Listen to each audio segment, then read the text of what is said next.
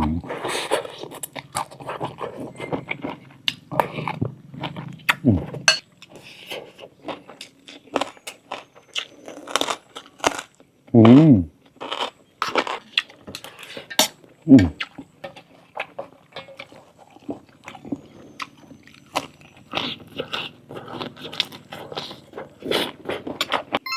งื้อสำเนียงเราสวัสดีทุกคนครับไก่เราเต้าเรื่องเชียร์ปองปลาโน่เราตัวเยอะงูเนาก็ที่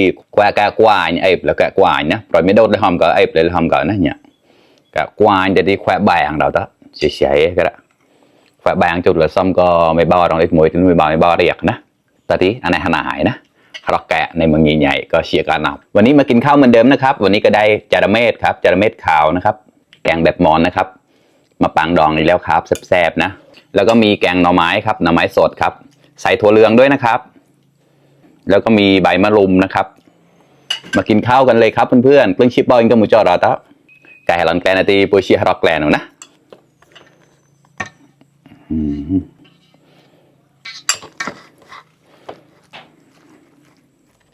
จุดลูกปองหมูงานทุกท่านเพื่อนเราตะใส่ข้าวมาเต็มจานเลยครับนี่ครับ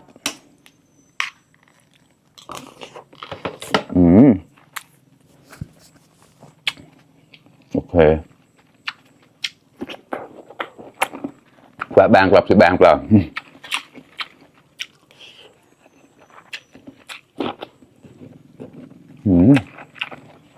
หวานมากยากเหมือนกัน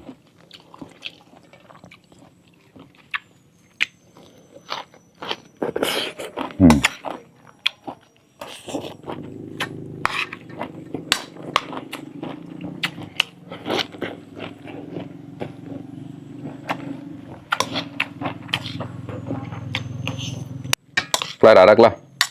มีกาวูเชียในกลิ่นเชียร์ปอนกับมันจอนะมากินข้าวด้วยกันครับ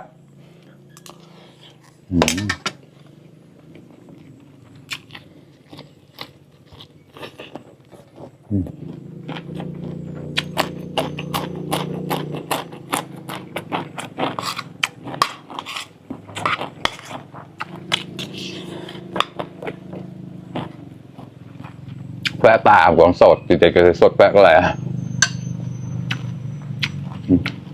เดินเหรอทำไมครับ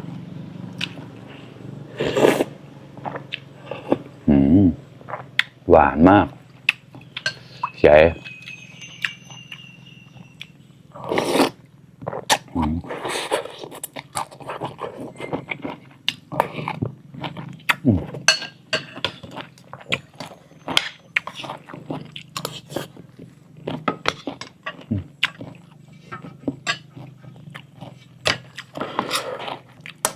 ชิปปองเราแกะชิปปองหมอยเปล่าครับ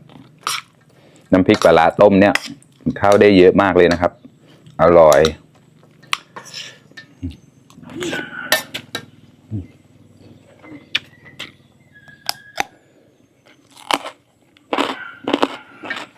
อะไรอ่ะ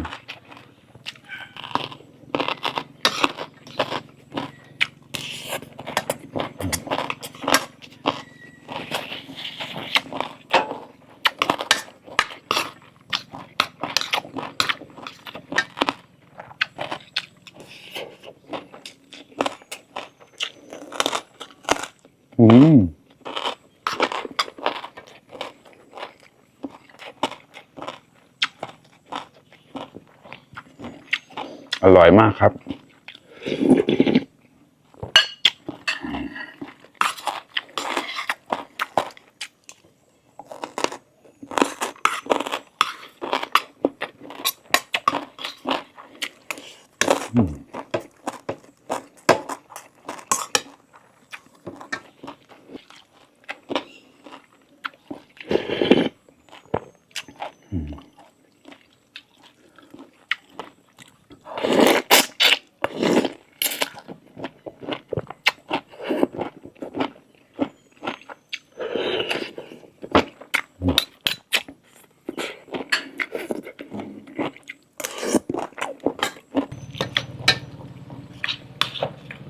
กว่าแล้วกว่า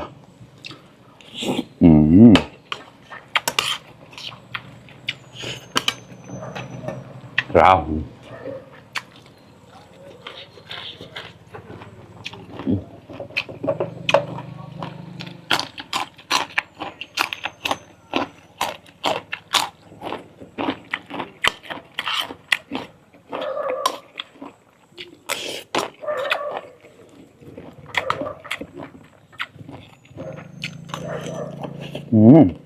จะรู้สึกกระทอดดอดนะ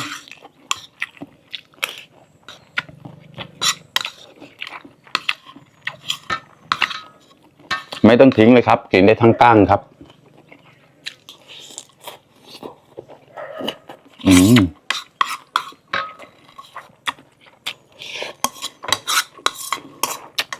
ก็เชี่ยวแควนอะไรละแกะวันบุปผาอยู่นะเนี่ยเห็นไหมครับเพื่อนๆจาระเม็ดครับจาระเม็ดขาวพี่สาวซื้อมาให้ครับจากมหาชัยครับ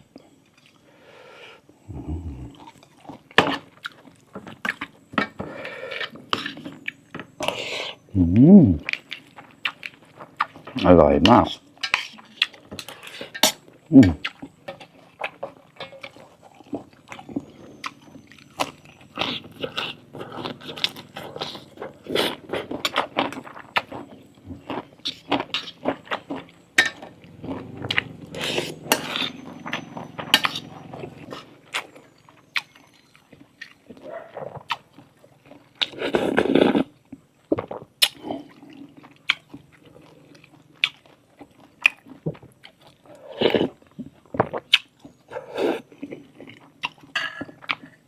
กัดโดนถั่วเหลืองแล้วมันจะมันๆครับกรอบนะจะตัดกุ้ยแต่ไม่เบาอ่ะเอาอีกสักตัวนึงครับแต่ข้าวหมดแล้วแหละเพราะว่าตัวเดียวไม่อิ่มครับโมเทาดิบพาวแดงเลย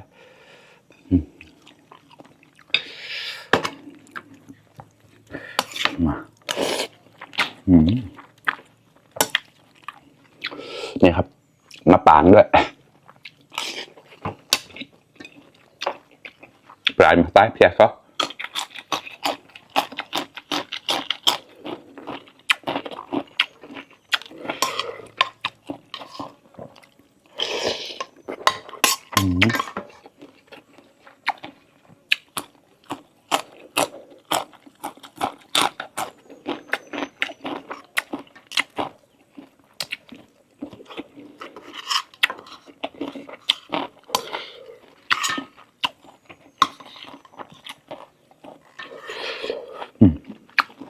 ดับเลย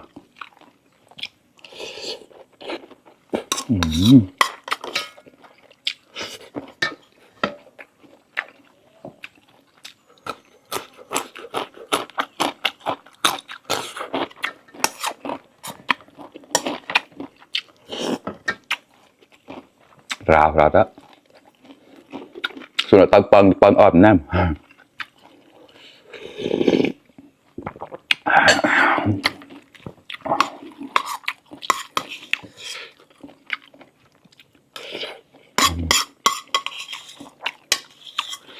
เอาอย่างไรละ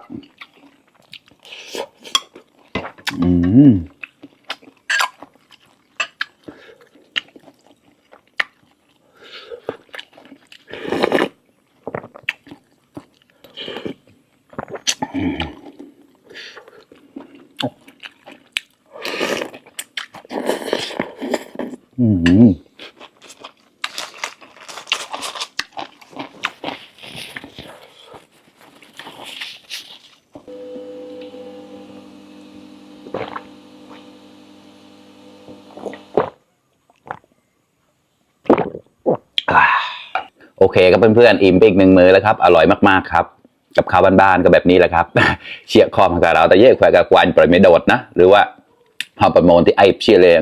กกนั่นเราค่อยโปรยกกเชี่ยไอเชี่ยนะได้จะเจ้าเลยเชี่ยกับแขวแบงหลอกแก่ข้างในเชี่ยมันก็ขอบคุณเพื่อนๆที่เข้ามารับชมทุกคนนะครับฝากเป็นกำลังใจให้ด้วยนะครับไพเดอร์ไลเดอร์แชร์นะเราต่อแต่นาโมเชียตอนติมันจะมวยเปิดอยู่นะแล้วก็มาสาวซ้ำเขาซ้อนก็ตั้งเกินราวบ๊ายบาย